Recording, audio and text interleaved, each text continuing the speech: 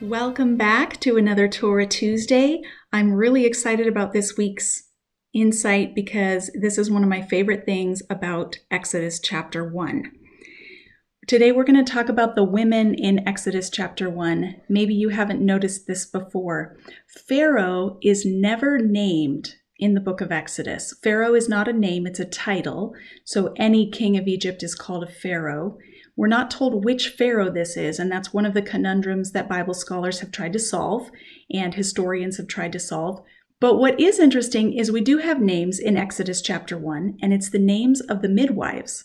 We're told in verse 15 that their names are Shiphrah and Puah, and I think it's significant. I think this is the narrator's clue to us of who really has the power in this story. Pharaoh thinks he's controlling everything, but who actually undermines him successfully?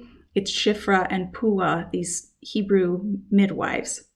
Now, we talked last week about how Pharaoh was afraid of a military overthrow. He was afraid that the Israelites would rebel against him, that they would join with some other rebellious nation and beat him in battle. So he has a solution to this. His first plan is to try to oppress the Israelites with really hard labor, and I think he's hoping they won't have any energy left to make offspring, but it doesn't work. They continue to multiply. And so plan B is to pull these two midwives aside, and he tells them this, verse 16, "When you are helping the Hebrew women during childbirth on the delivery stool, if you see that the baby is a boy, kill him.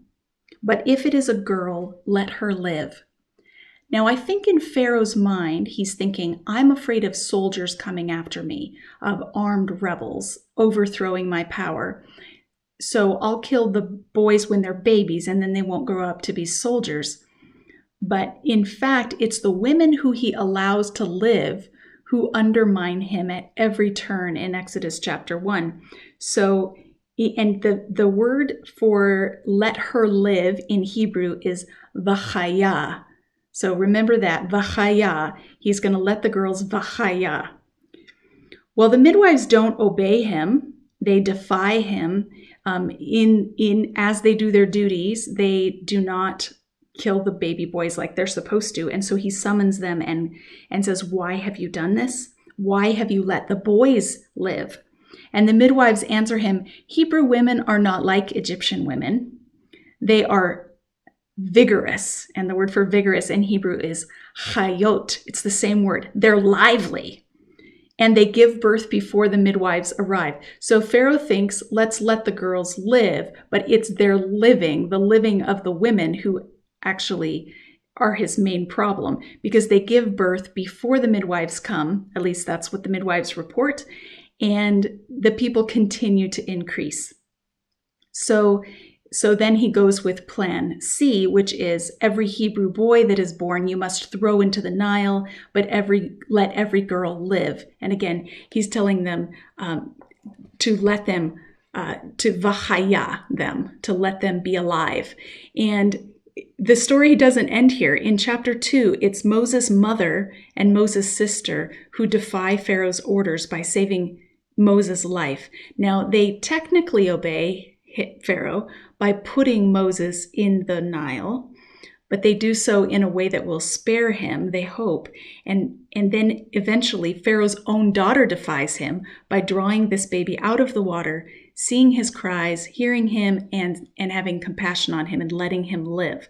So Pharaoh is losing his grip on his nation. He is trying these various tools of oppression, and they're not working because at every turn, a woman undermines his authority.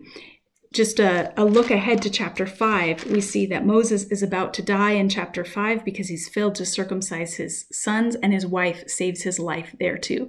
So in the narrative of Exodus, we have multiple occasions where women save the lives of Moses and the other men, and do so by engaging in civil disobedience, a peaceful protest against the oppressive empire.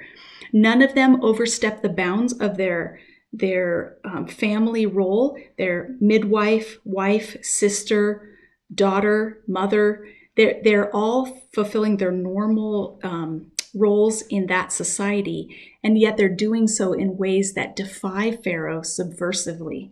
It's a brilliant narrative and an exciting beginning to a really great book. I hope you'll stay with me for another Torah Tuesday next week.